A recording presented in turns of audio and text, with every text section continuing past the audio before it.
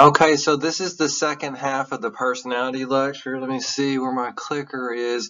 I love this part. I know the first part was really weird. Sigmund Freud can get really weird, but Carl Jung and Sigmund Freud actually worked together, and then eventually they kind of had a falling out. A lot of it had to do with the fact that Freud had so much stuff about sexuality cooked into his theories. But anyway, Carl Jung also believed in the iceberg, and so, he said, if I can get my pen here, as you go further and further down the iceberg, it gets less and less unique. That we kind of all have the same stuff at the bottom of our iceberg, even though we think it's this big, crazy secret. So I have this illustration here. He calls the top part of the iceberg the ego, because that's where the ego sits. And then underneath the iceberg is the personal unconscious. He doesn't really break it up into pre-conscious and unconscious. There's just a bunch of unconscious stuff there. But then maybe if you go down far enough, you can see that we're kind of real close here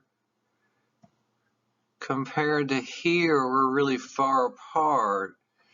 And so as we go further and further down, we get interconnected by this thing called the collective unconscious. I've written down a definition of part of the unconscious, which is inherited. That's a weird idea. And then we all share in common. So sometimes I say if we have three people, we look physically different, but as we go further and further down, yeah, of course we have unique memories that we hide that aren't, in each other's icebergs. But as we go far enough down, we hit this point. Spiritual experiences are like this, where we see this interconnectedness. And so I call it the common unconscious. What do we have in common in our icebergs? Okay, so Albert Einstein, one of my all-time favorite quotes by him. Oh, I'm a human being, but I'm a part of a whole. Now, you can call this whole the universe, Allah, Brahm, and the Tao. If you were my religion class, I'd go off on this. But this, label, me separating myself from the rest, is kind of an optical delusion of my consciousness, that I'm different than everybody else. And somehow, this becomes a prison. I call it my Tim prison, my Timness. The more I get into my Timness, the more miserable I get. So Marianne Williamson, I love her. Just like a sunbeam can't separate itself from the sun, a wave can't separate itself from the ocean. The ocean is what's important, but each one of us are going, look at my wave, look at my wave, look at my wave. Now, I think I have this on here. I call God like a tapestry. This isn't the best tapestry I could get because it's a crocheted, whatever, Afghan. But anyway, like if I look at the elements of the tapestry, I can say, look at me, and that's my ego. Look at my thread, but if I go far enough down, I hit the tapestry.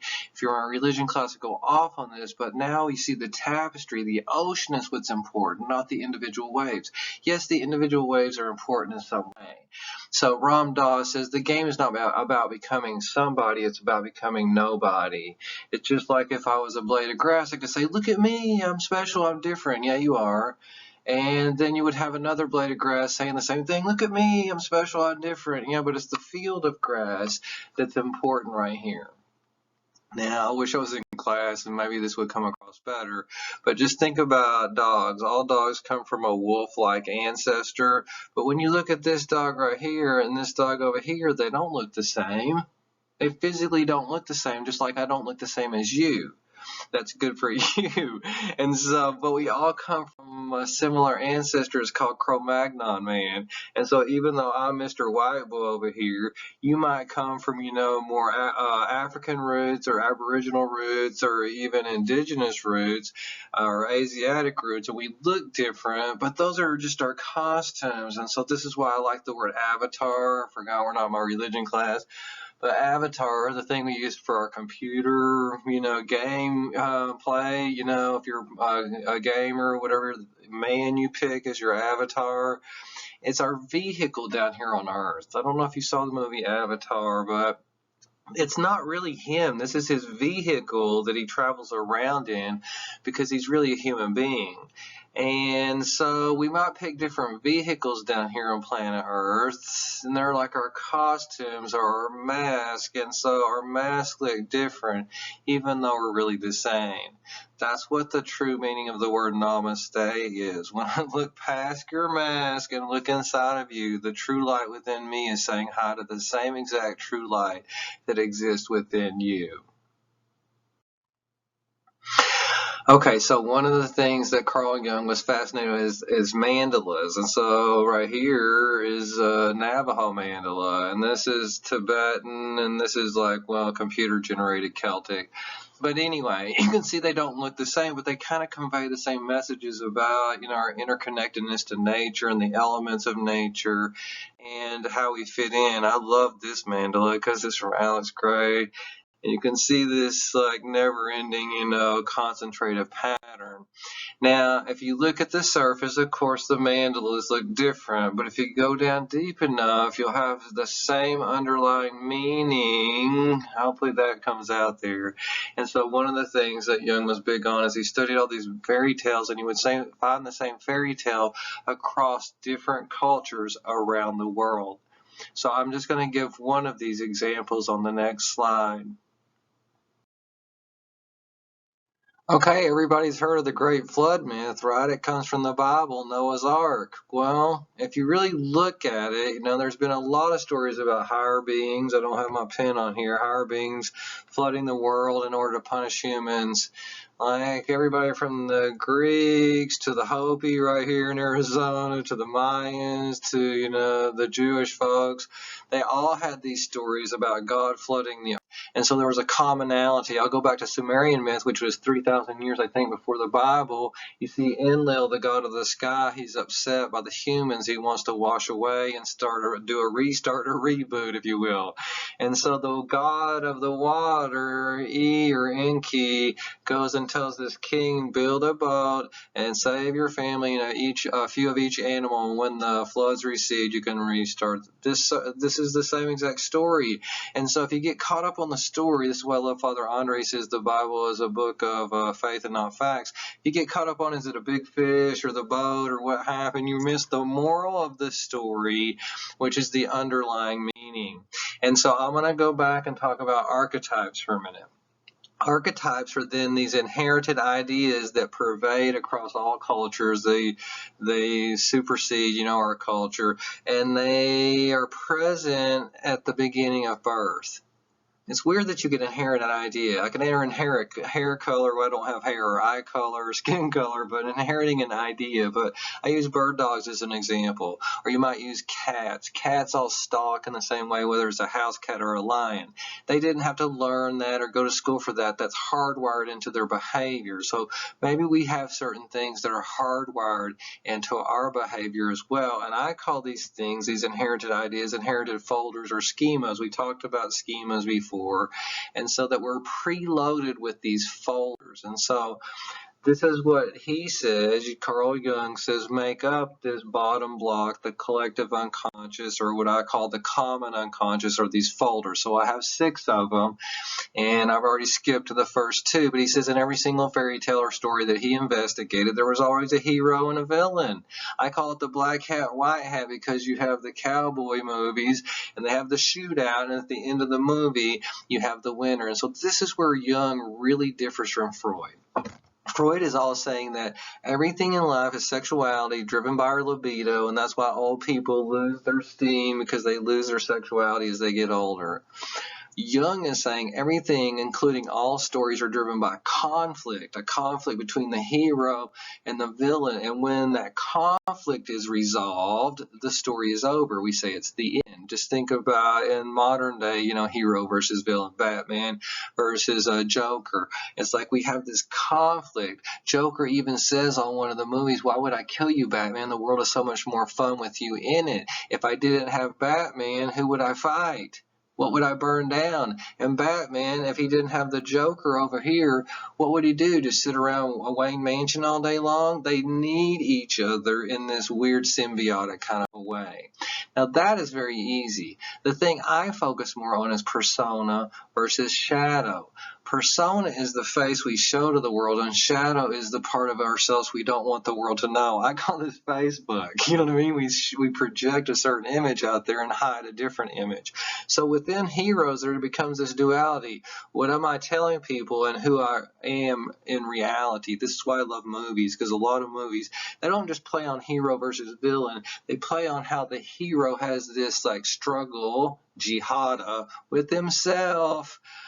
So Batman wears a mask right on his head. Persona, he's projecting this to the public, but he's Bruce Wayne in hiding.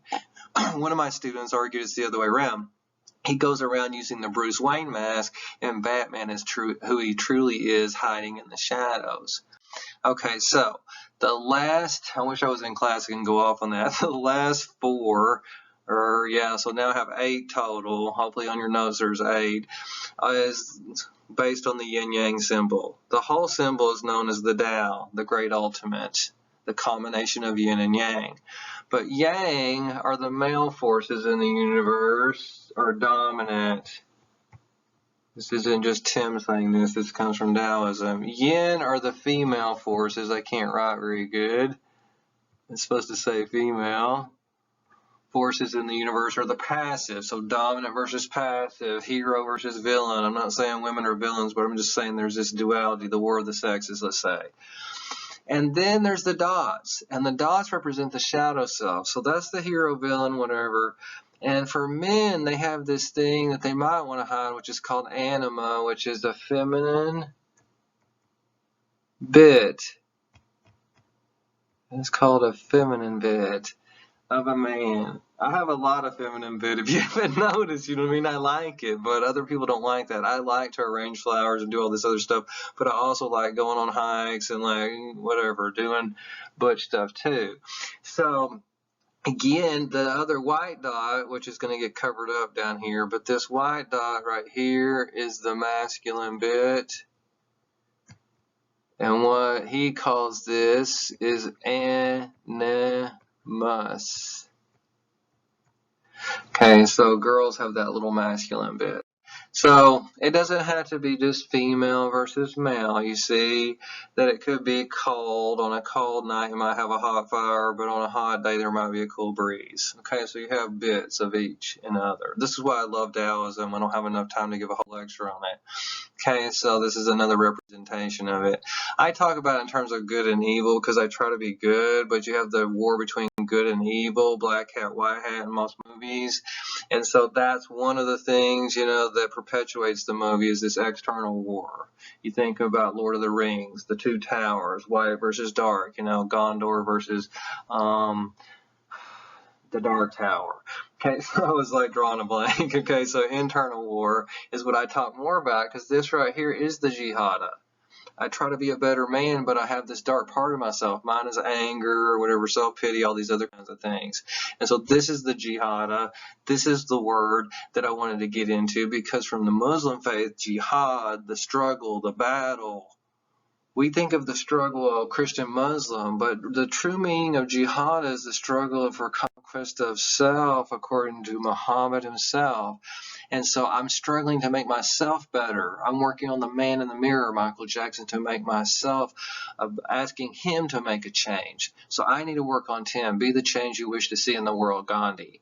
Okay, so this is the struggle I like to talk about in stories, not the struggle between the two cowboys. Okay, one of the struggle movies that I love is this movie where Natalie Portman has a struggle going on with herself. Right here and here. And what is the struggle? It's the yin yang symbol. It's about this black dot. She can dance the white swan real good because it's about being a virgin. But this one is about being erotic and sultry and being worldly. And she has a trouble with her sexuality. So she tries to repress it, just like men try to repress maybe that feminine bit of themselves. Instead of embracing it and working with it, this black dot eventually destroys her. This is where Aronofsky is great about conveying, this idea of the inability to deal with one's shadow self. Okay, another movie that does this is Star Wars. So in Star Wars, the Force is the Tao. I mean, that's not just a coincidence. It was based on the Tao, and it has two sides, Sith and Jedi, and they constantly are at battle. White hat, black hat, the two cowboys. But besides the two cowboys, now I'm going old school. Let me get a red pen again. There's another kind of battle, maybe raging in the heart of Luke. But usually before you do the battle, the two duke it out. One of the things I forgot to bring in, you don't have to know it for the test, is you usually have the hero go consult with a wise old man or a figure. In the Lord of the Rings, this would be Gandalf, but it's the wizard or the shaman. And Yoda, actually the word Yoda, means one who knows, and so does the word shaman. And so then the shaman consults with Luke on Dagobah before he goes and fights, against Darth Vader. Okay, so I could get into Kylo Ren versus Rey right here, but I'm going to stick on to this one for a minute and talk about this Jihad, because you have this external war, the two cowboys, but also you will see in the next video that I'm fixing to show the internal war that Luke has with his shadow self.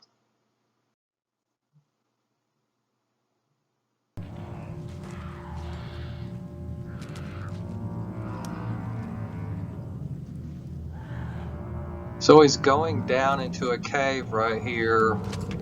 From Freudian thought, that's going down into your iceberg.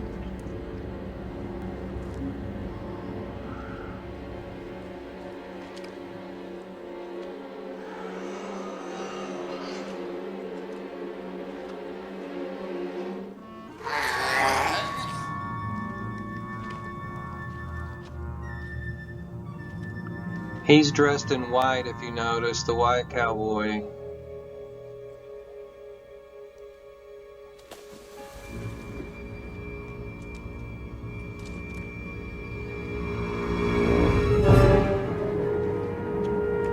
So this is nothing but good versus evil, white versus black.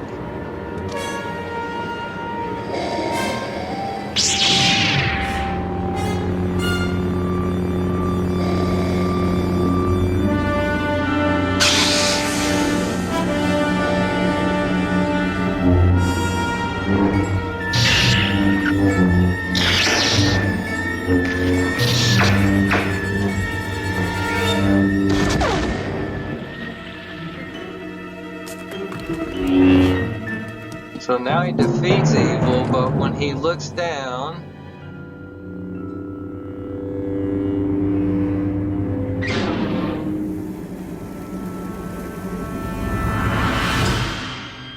it's his own face.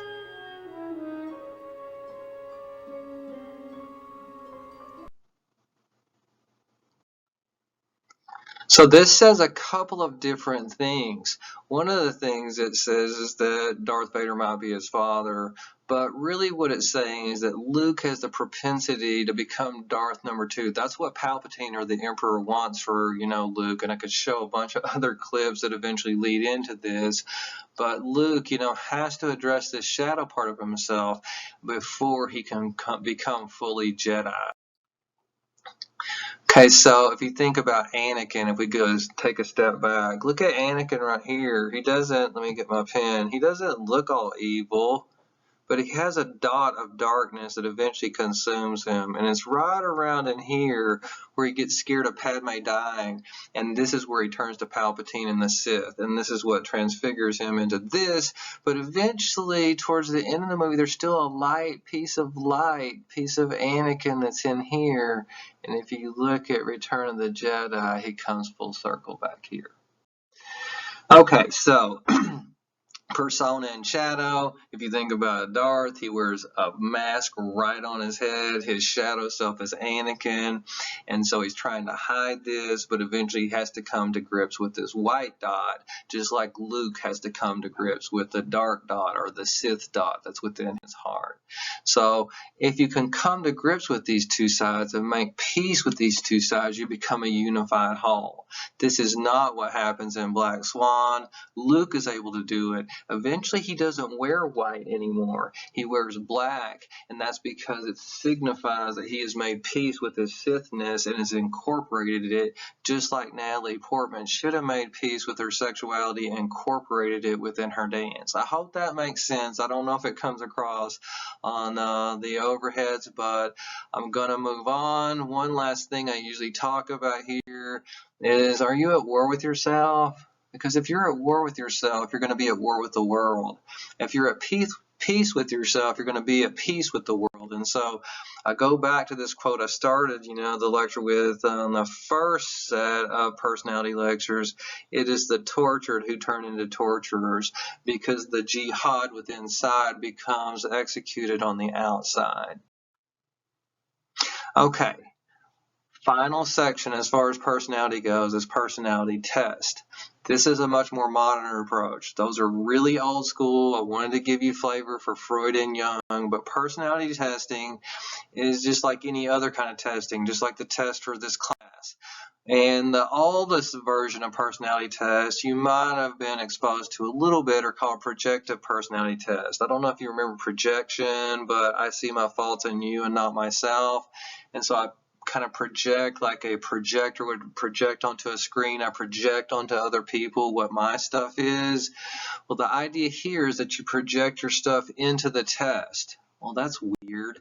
What does that mean? Well, Rorschach ink blot test, when they show these weird ink blots, the idea is whatever you say, it's like it has to be something about you, because there's nothing really there, that you're projecting something in there and say, oh, I see a butterfly or a bug or two bees or whatever it is, but whatever I project into the test or onto the test says something about me. Now, I don't believe in these too much. A different version besides Rorschach is TAT. You don't have to remember this for the test, but the TAT test, they'll show you a picture and then you have to write a story about it. So in this case, I kind of believe in it a little bit more. Like if I start writing a story about, oh my God, he's sick again, we can't pay the bills, that might say something about me in my childhood. Or, oh my God, he's drunk again, he promised he wouldn't drink anymore. And so I'm projecting pieces of me into my story. And if you look at authors, famous authors, usually their books, have pieces of them into their story. Like, Pat Conroy, Prince of Tides, Great Santini. It's like his alcoholic father and growing up were like projected into those books. Okay, so I hope I made sense on those tests. The real test I wanted to finish up personality with is trait theory. So trait theories, think about your traits, your height, your weight, all kinds of other traits that you have. So traits are characteristics that you have, but we're talking about psychological characteristics, not just how tall are you and can I measure how tall you are. And so these traits, predispose me to act in certain ways. So if you're outgoing versus one of the other traits I talk about is shyness. Shyness predisposes, it really governs your behavior in a lot of social situations. And so traits are different than states. States are temporary. It's like I might be sad for a while, but it goes away, right? A trait persists. It's always with you, like I have clinical depression, so it's permanent. Not 100% permanent, but somewhat permanent. Now, one of the traits I don't like studying is IQ. It's like intelligence. We have some people that are super smart and some people that aren't smart at all, but most of us are in the middle. Why? Because it's the average. So I don't want to get into statistics, but I'm a statistician.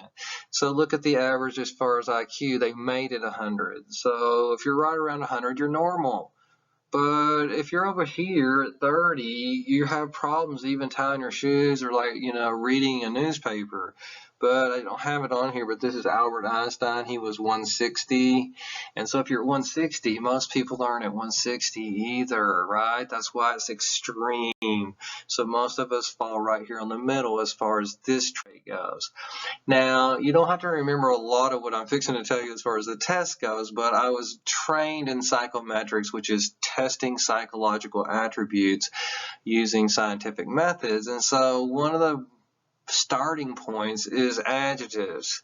How do we describe people? And you don't have to know this for the test, but Gordon Allport, he's a famous personality researcher, went to the dictionary. When he went to the dictionary, he found 18,000 traits that could describe people. Well, that's not very commonsensical to have to use 18,000 words to distinguish between me and you. Now, we can talk about I have hair and you don't, maybe, but we're talking about psychological traits like shyness or, kindness and things like this. So he's able to reduce from 1800 to 45, and then he started going, well, for every, like, shy, there's an outgoing, a yin, there's a yang, right? I didn't know I had it on here. And so he's able to reduce some more traits this way. Basically, without getting into sophisticated factor analysis and statistics, if you just look at words that mean the same things and mean the opposite, then I can cull a lot of these words. And so let's say I make a kindness scale. Well, I don't need to make a mean scale because mean is just unkind, isn't it? Oops, if I can write right. Unkind. And so I just need a kind to unkind scale. And so I don't know if any of this makes sense, but I can get rid of all these words and these words. So pretty soon I'm getting rid of a lot of words, and I'm using statistics in the background, correlational and regression and factor analysis techniques. And eventually I just have one scale out of all those words. And so now I can say, where do you vary on this scale? Now, Raymond Cattell came along and took his 4,500 and went it to 171. We're getting closer. I'm not going to ask you all these numbers on the test, but just that this is how it was done. So he takes the 171 and goes it down to 16. Now, with 16 things, I bet you I can tell the difference between me and you pretty easily. Now, I'm not going to ask you the 16 PF, but here they are. Are you warm? And each one has an opposite versus cold, right? Are you private versus public? You know what I mean? And so each one would have an opposite, if that makes sense. Sensitive versus callous, vigilant versus relaxed. And so now I can, let's say if I look at over here is, I think, football, artists are the red. See, artists more intelligent than the football players. But the football player is more tough-minded than sensitive, and the football player is more forthright, versus apprehensive. And then down here, group versus like self-sufficient. And you can see that would make sense between artists and athletes. Now, what happens for the test, this is exactly what I want you to remember is the big five. And the big five spell out this cutesy thing called ocean, and that's why I have this big wave down here. So openness to experience. This is Tim's problem. I'm willing to try new things. I'm very adventurous. It gets me in trouble. But also, it's got me into a lot of good. The opposite is closed. All right? Closed. Okay, besides openness to experience, conscientiousness. Are you responsible? Are you hard work and you follow the rules? The opposite is, you're not like this. You might have fellow employees or team members on a group project that are not conscientious.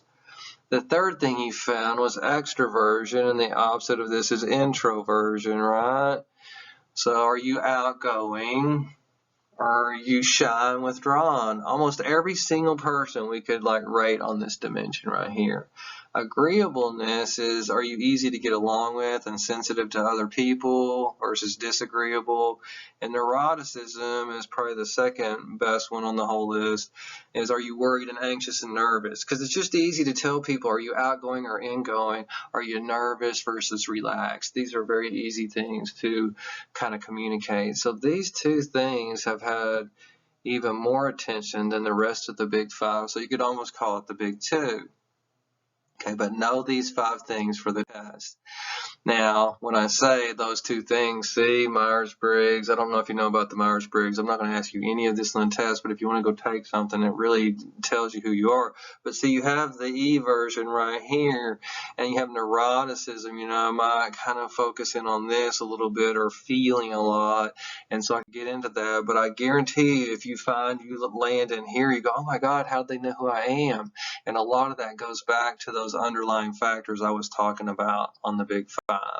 So the very last thing for this lecture that I want you to know is about this trait that I've worked with, because I worked with Bill Ickes and he worked with Snyder, and they developed a scale called SelfMonitoring, which is just how much do you change your behavior to fit in with other people that you're around.